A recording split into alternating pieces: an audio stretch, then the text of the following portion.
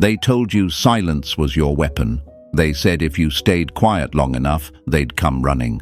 But here's the raw truth, folks. It doesn't always work that way. Silence is not some magic spell that guarantees they'll wake up one morning, breathless, chasing your shadow. Sometimes, while you were holding back, healing, reflecting, they were adapting, moving, shifting, pretending.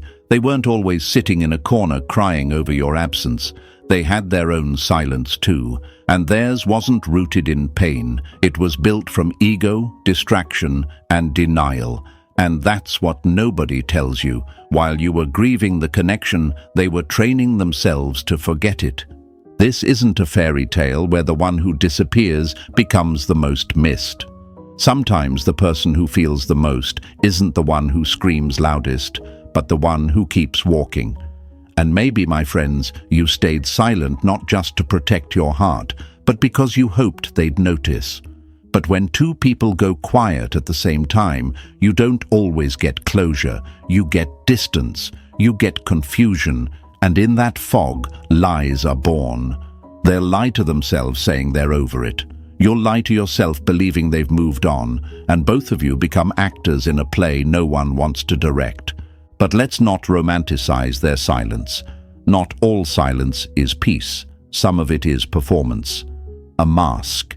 You see, pretending to move on is easier than facing the truth that they still think about you. It's easier than admitting that your quiet strength made them uncomfortable. Because here's a fact that never lies. People don't miss you when you chase them. They miss you when you disappear without explaining why. And while they may have acted like it didn't matter, deep down your silence echoed, louder than any argument, sharper than any goodbye. Think about it. If they really moved on, why are you still living in their mind rent-free? Why do they still watch your stories in secret? Why do they mimic your words, your style, your silence? Because, folks, silence isn't forgetting, it's remembering without saying a word. And whether they want to admit it or not, your energy is still haunting their peace. Now, don't get it twisted. This isn't about begging for their attention or plotting your return. This is about understanding your power. You see, silence without growth is just noise, but silence with awareness, that's pure strategy. And if you've been sitting in that silence, growing, healing, observing, not reacting, you haven't lost. You've transformed. You became the version of yourself that no longer needs to be seen to feel valuable. You became the mystery they can't solve, the story they can't stop rereading. So don't let their fake progress shake your core. Don't measure your worth by their rebound. That's surface level, temporary. You're operating in depth now. And when they finally realize what they lost, when the noise dies down and the faces around them start to blur, you'll still be the one they can't replace. You were never forgotten. You were just underestimated. So stay calm, stay grounded, stay silent, but not because you're weak, because you've said everything you needed to say with your absence. And that, my friends, is the loudest message of all. Now pause, take a deep breath, and feel what's shifting inside you. That tension in your chest, that's not pain anymore. That's power returning to its rightful place. You've been quiet, patient, calm, but not weak. And now it's time to speak, even if it's just one sentence. Drop it in the comments right now. I hold the power. Not later, right now. Let them scroll and see the strength of people who refuse to beg, who choose growth over games, who stay in control. Let your voice echo in the silence they gave you. Smash that like button if you're done chasing people who forgot your value.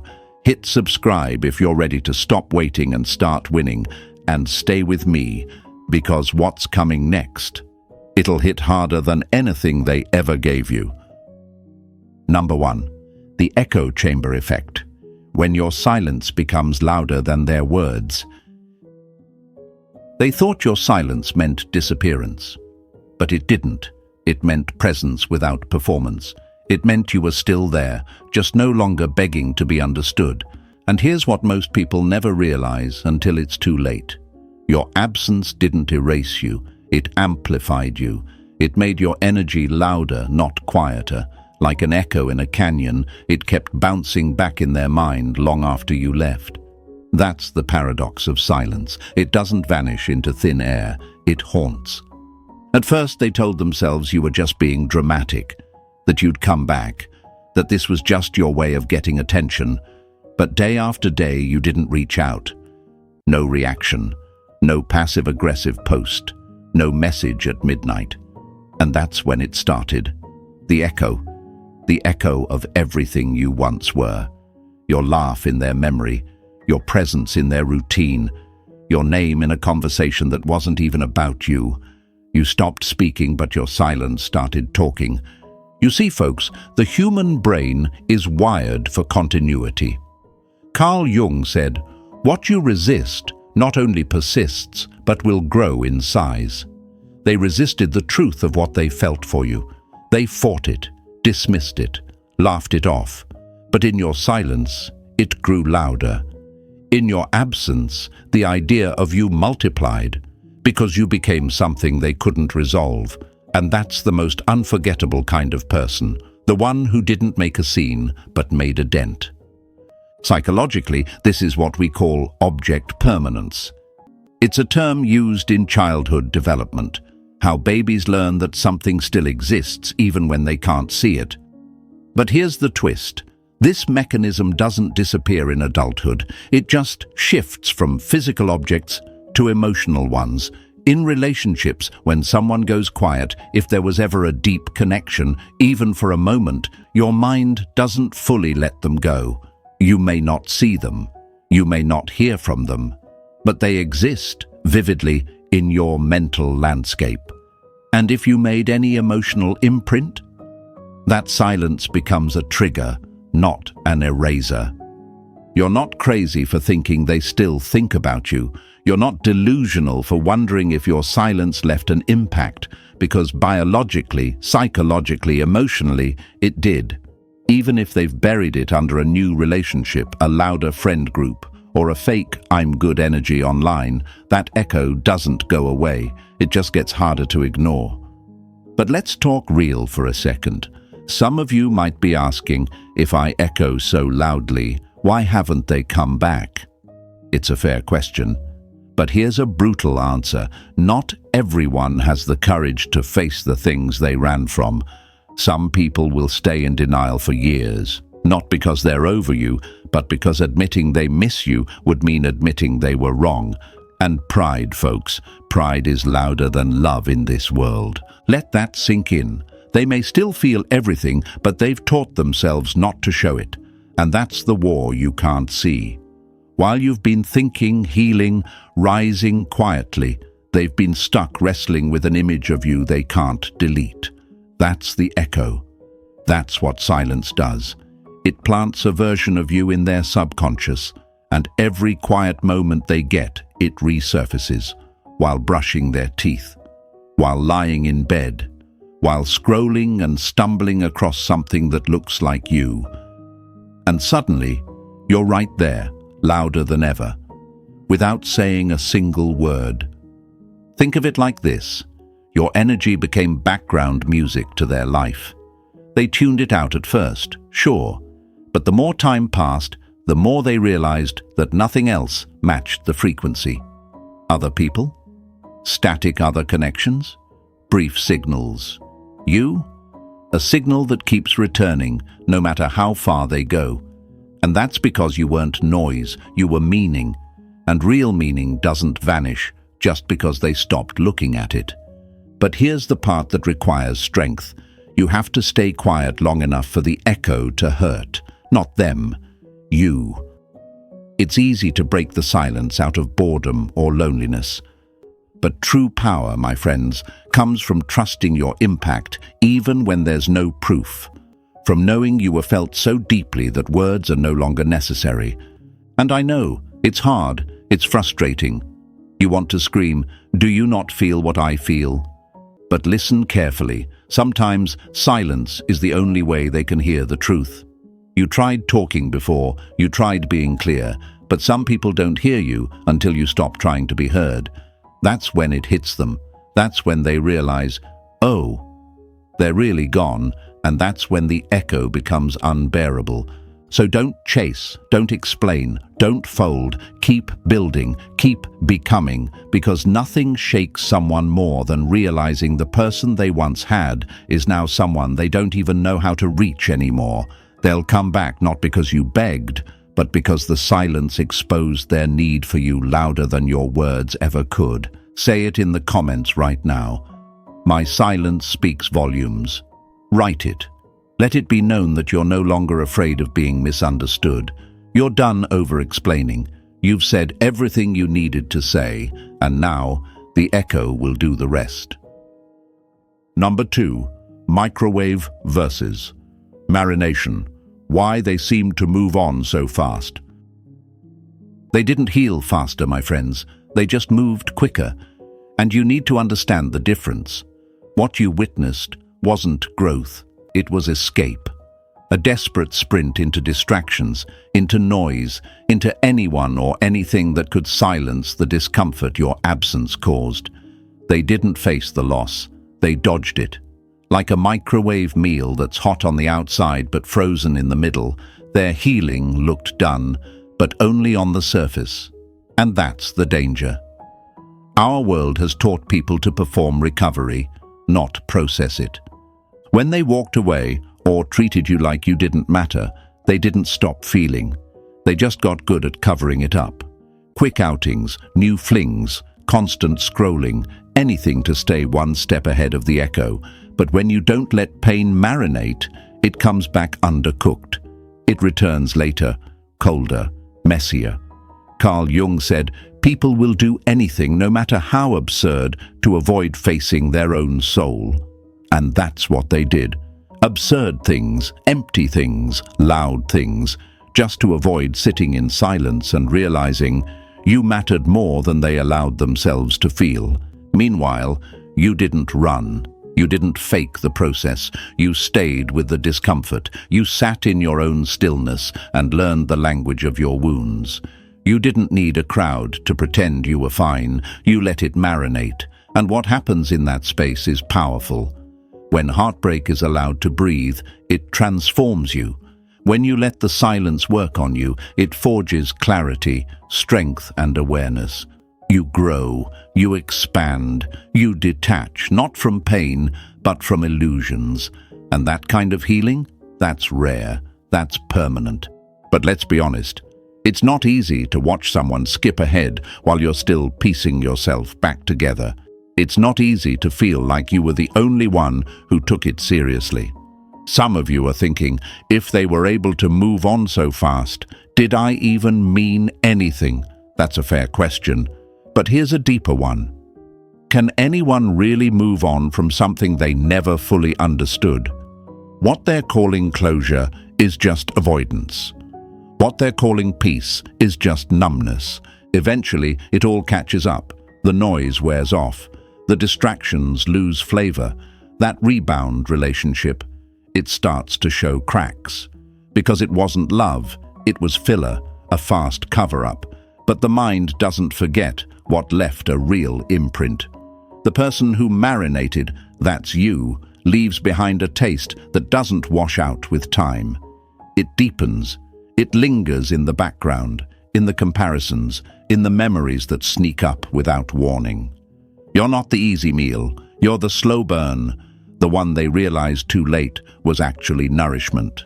And when they look back, it won't be the fast nights out that haunt them. It'll be the calmness you showed, the depth, the fact that you didn't chase. You disappeared into your own growth, and that will bother them more than any message you could have sent. Why? Because people expect noise when they hurt you. But when you go silent and heal quietly, it leaves them with questions they're too scared to answer. So don't envy their speed. Don't wish for their illusion. You are not a microwave version of anything. You're slow-cooked wisdom, your depth they didn't know how to handle. You're the silence that made them confront what they lacked. Write this in the comments right now. I choose depth, not distraction. Because you're not here to pretend you're okay. You're here to become someone unshakable. And that starts with walking the road that most avoid. Number 3. Cognitive dissonance is eating them alive. They told themselves a story to sleep at night. You weren't that special. That's how they justified walking away. That's how they softened the blow of their own decision. They needed to believe you were replaceable, that what you gave could be found elsewhere, that your silence was weakness. But now, my friends, that story isn't holding up. It's cracking. The script they wrote in their mind, you were too much, too emotional, too boring, too difficult. It's starting to sound like a lie. And lies, when told enough times, become prisons. You see, when someone leaves and expects you to fall apart, their ego depends on that outcome. They need confirmation that you're suffering, that you're lost without them. That's the role they mentally cast you in, the broken one. But when you didn't chase, when you didn't beg, when you stayed calm, quiet and grounded, that's when the dissonance began. That's when their mind started eating itself alive. This is what psychology calls cognitive dissonance, a mental conflict between what they believe and what they see. They believed you needed them. But now they're watching you thrive in silence. They believed you'd crawl back, but you vanished instead. And every time they think of you now, it stings. Not because they miss your presence, but because your absence exposes the truth. They might have made the wrong call. Carl Jung once said, "People don't see things as they are, they see them as they are." When they walked away, they weren't seeing you, they were seeing a version of you filtered through their own wounds and fears, and they had to downplay your value to feel okay about leaving.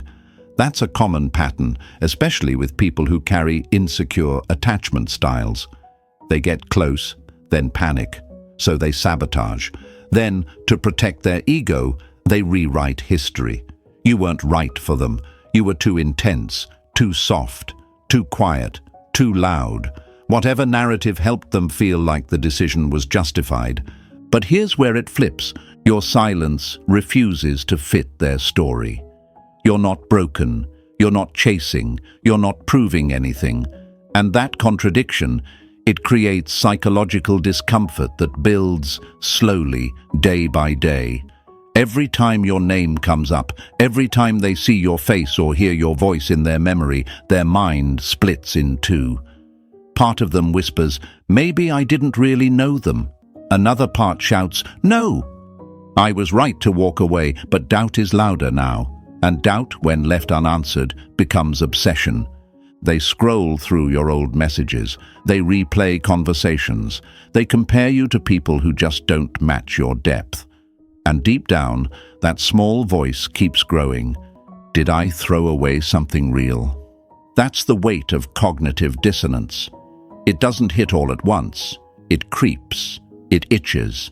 And then, when life slows down, when distractions fade, that tension becomes unbearable. You weren't supposed to evolve. You weren't supposed to glow in your silence. But now they see you differently. Not because you said a word, but because you didn't have to. And here's the kicker, folks. Most people can't live with that kind of internal war.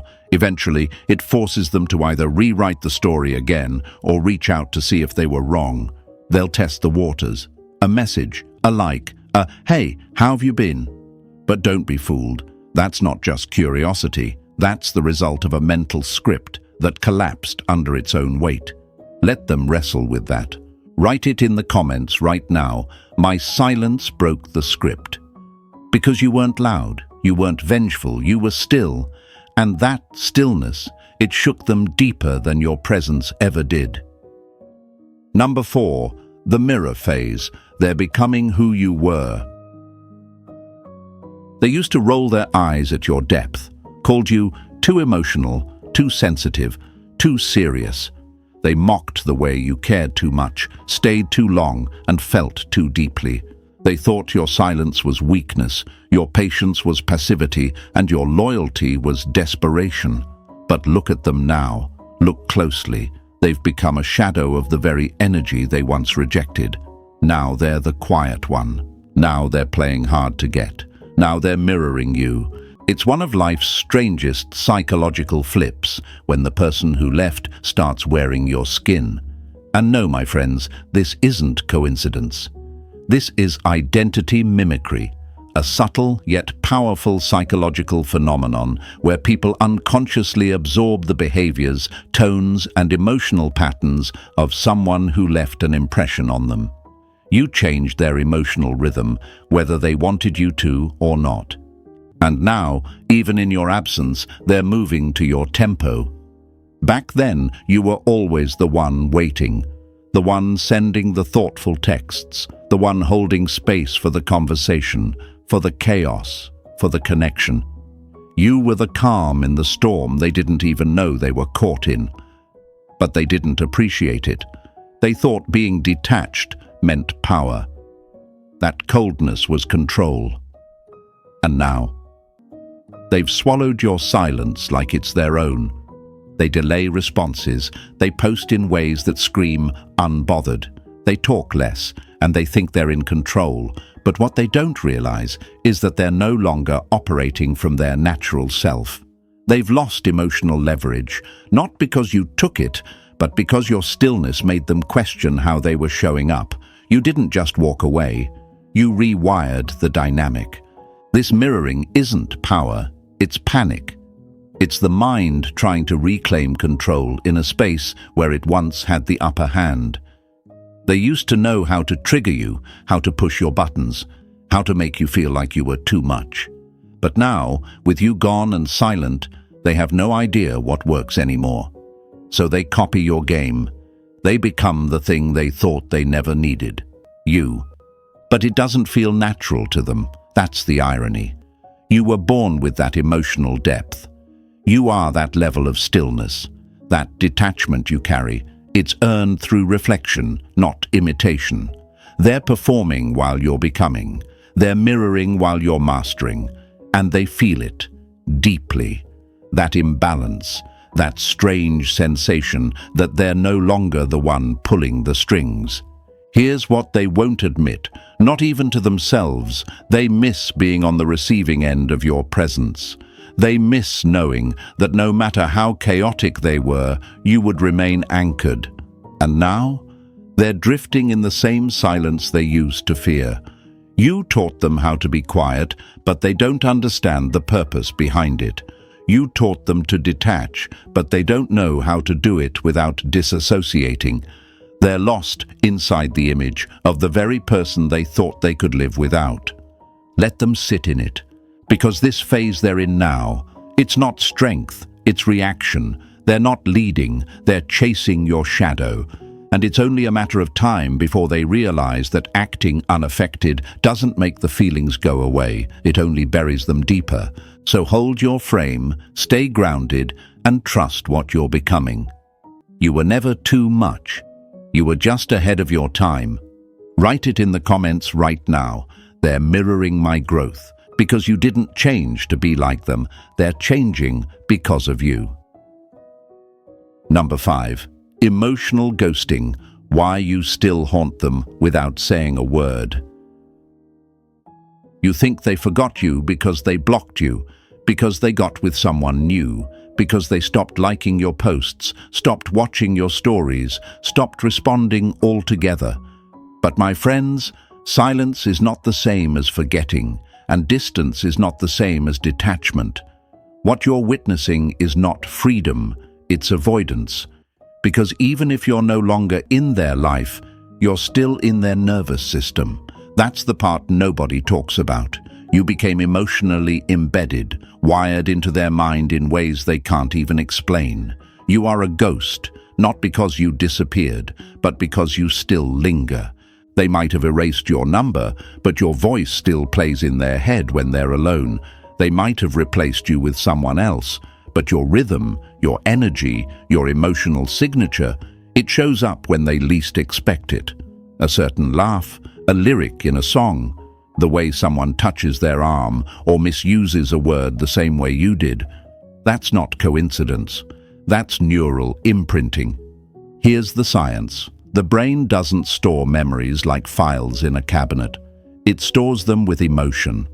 High emotion experiences create stronger neural connections. So when they shared moments with you, good or bad, those moments weren't just remembered, they were wired, and the brain doesn't delete wires, it just stops accessing them until something brings them back online. This is why you still haunt them, not because you're texting, not because you're showing up, but because you don't have to. Their own life has built-in reminders of you. You're coded into the patterns they walk through every day. That restaurant you loved, that nickname only you used, that silence after a long day where you used to be the voice on the other end. It hits them in waves, and the more they try to escape it, the more it echoes. That's the thing about emotional ghosts. You don't see them coming. You think you've moved on, then one small trigger opens the floodgates, and suddenly they're not hearing your name, they're feeling it. In their chest, in their gut, in that quiet ache that no one else seems to understand. But this haunting didn't come from manipulation. You didn't force yourself into their mind. You simply showed up real, something rare in a world built on surface. You didn't love halfway. You didn't withhold. You didn't treat the connection like a game. And that kind of raw, genuine presence, it brands the soul. It leaves a scar they will massage for years, trying to convince themselves it's healed. You see, they ghosted you emotionally long before they vanished physically. They stopped showing up, stopped listening, stopped feeling. And now the universe has returned the favor. You've become the ghost, but not a powerless one, not the one knocking for attention. You're the quiet presence that keeps showing up behind their eyelids when they close them, the voice they try to mute but can't, the image that returns even when they try to paint over it. And the best part, you're not doing anything to make this happen. You're not posting for revenge. You're not showing up in their DMs. You're just living, quietly, calmly, becoming. And that's what disturbs them most. You're haunting them without saying a word. So stay silent, stay grounded, because you were never forgotten. You became unforgettable. Write it in the comments right now. I am their echo. Because what they thought they erased became the one thing they can't stop feeling. Number 6. You were a chapter, but they're rereading it in secret. They don't post about you. They don't mention you. They've got new pictures up, new people beside them, new energy on the outside. And it stings, because it looks like you were just a chapter they closed without hesitation. But let's tell the truth today, my friends. Let's call it exactly what it is. They're still reading you, just in secret. You were never a casual chapter. You were the turning point in their story. And the reason they haven't spoken your name lately is because they're still trying to make sense of how you're still on their mind. Publicly, they moved on. Privately, they revisit you every chance they get. They scroll through your old photos in the middle of the night. They reread the messages they once ignored.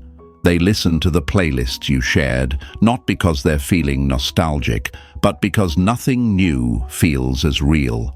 You see, when something is forgettable, people move on without even noticing. But when something shakes their emotional foundation, they don't delete it. They archive it. They hide it from others, but hold on to it for themselves. And that's what you became. Not a fling, not a phase, a memory they couldn't replace, a chapter they never fully closed. Ask yourself, if they've really moved on, why are they still stuck in the reruns? Why are they still watching your story from burner accounts? Why do they bring your name up by accident? Why do they get uncomfortable when someone else mentions you? That's not healing, that's revisiting. They thought they could bury you under busyness, new relationships, new routines, new distractions. But a clean house doesn't mean the ghosts are gone. They just moved into the attic. And in their quiet moments, when no one's around to perform for, you return. Not because you're chasing them, but because you never actually left them. You became a part of their emotional muscle memory. like a song that randomly plays in their mind, like a scene that replays out of nowhere when they least expect it. That's not chance. That's psychological imprinting. The mind, especially when it's avoiding guilt or regret, does something clever. It rewrites stories. It says, they weren't right for me. I outgrew them. But the body keeps score. The nervous system remembers the person who made them feel safe. And even if they're with someone new now, their system is still comparing every touch, every word, every vibe to you. Because you weren't entertainment, you were substance. And that kind of connection doesn't fade. It waits. It lingers. It shows up in every silence where the new person doesn't know what to say. In every moment where they feel something's missing but can't explain what. So don't get fooled by the lack of contact. Don't measure their regret by what they post. The truth is never found on the surface. It's hidden in their routines, in their sleepless nights, in their inability to feel as deeply with anyone else. Because while they're pretending you were just a chapter, they're still on page 1. Write it in the comments right now. They're still rereading me. Because some stories don't fade. They get under the skin and stay there. Quiet, unshakable, permanent. Number 7. Their silence isn't strength, it's surveillance. They haven't reached out. They haven't apologized. They haven't said a word. And on the surface, it looks like they're strong, composed, over it. But don't mistake silence for strength, my friends.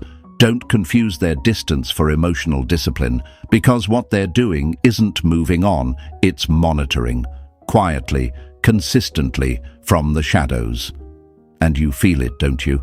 That subtle tug in the air, that unspoken knowing that you're still being watched.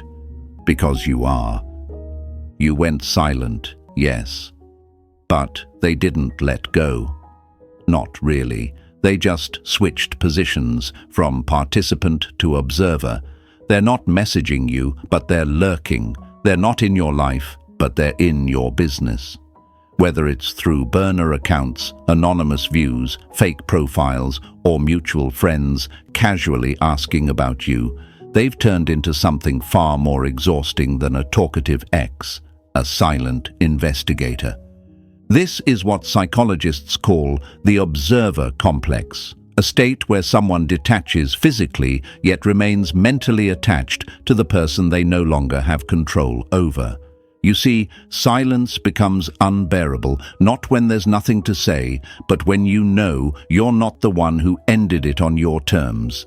And they didn't. You did, with your stillness, with your growth, with your refusal to fall into their games. That rattled them more than any argument ever could. When they were in control, they didn't need to watch you. They had access. But now that you've stepped back, now that you've stopped performing, they're starving for data. Every story you post, every subtle change in your energy, every piece of you that's no longer available to them, it drives the hunger. And because they're too proud to admit they still care, they resort to observation. Silently watching your moves like a game they're no longer allowed to play, yet can't stop studying. But here's the part that flips the whole game. They think their silence makes them powerful, that if they just stay away long enough, they'll regain the emotional upper hand. But surveillance is not strength, it's obsession without confession.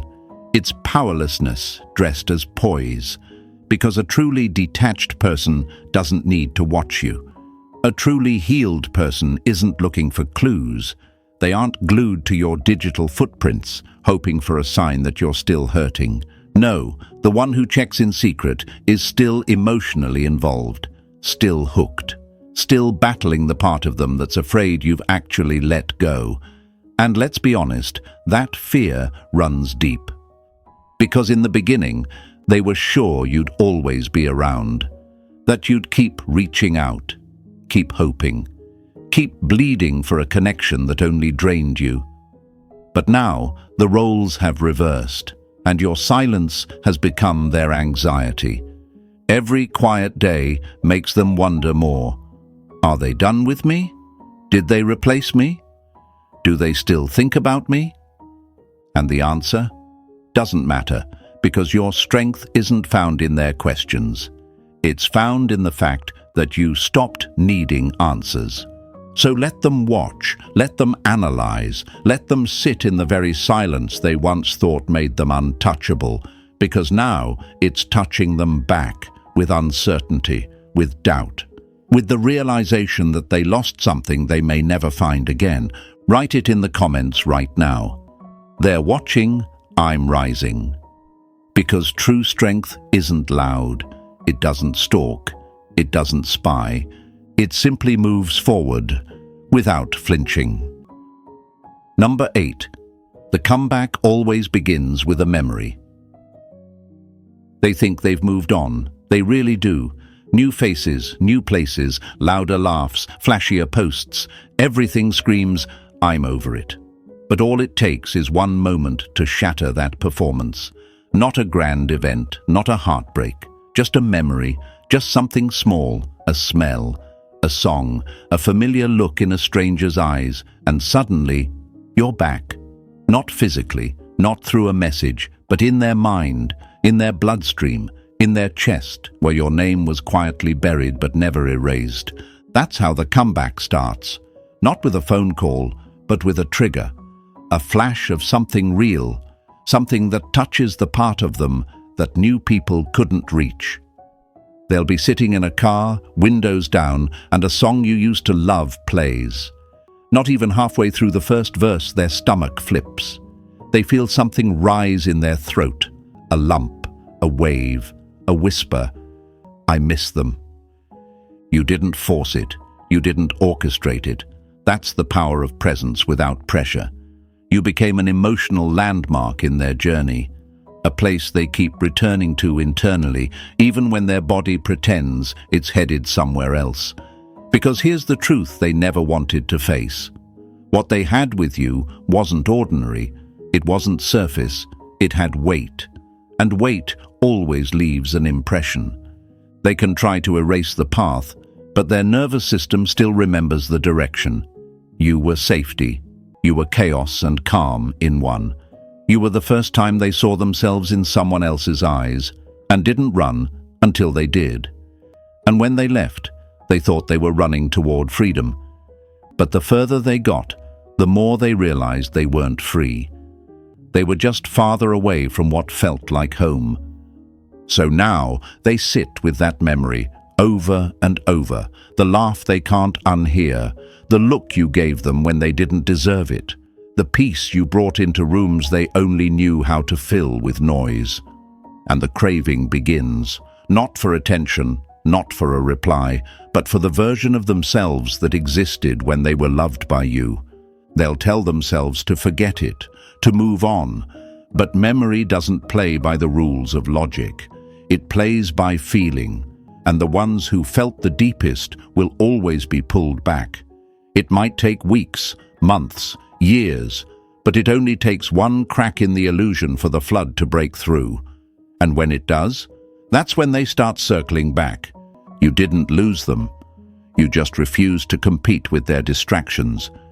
You let the illusion wear off. And now that the noise is fading, guess what remains? You. The memory they didn't know they were building until it was too late. Write it in the comments right now. I am the memory that returns. Because your story isn't over. It's just reaching the part where they finally understand what they walked away from. And here's the truth, folks. If they ever come back, it won't be because you begged. It'll be because your silence, your growth and your energy echoed louder than any words ever could. You didn't chase. You became unforgettable. That's your real power. So, if this message hit home, like the video, subscribe for more calm but brutally honest guidance, and share this with someone who needs to hear it today. And drop it in the comments. I am unforgettable. Stay grounded. Stay rising. And remember, the comeback always begins with you.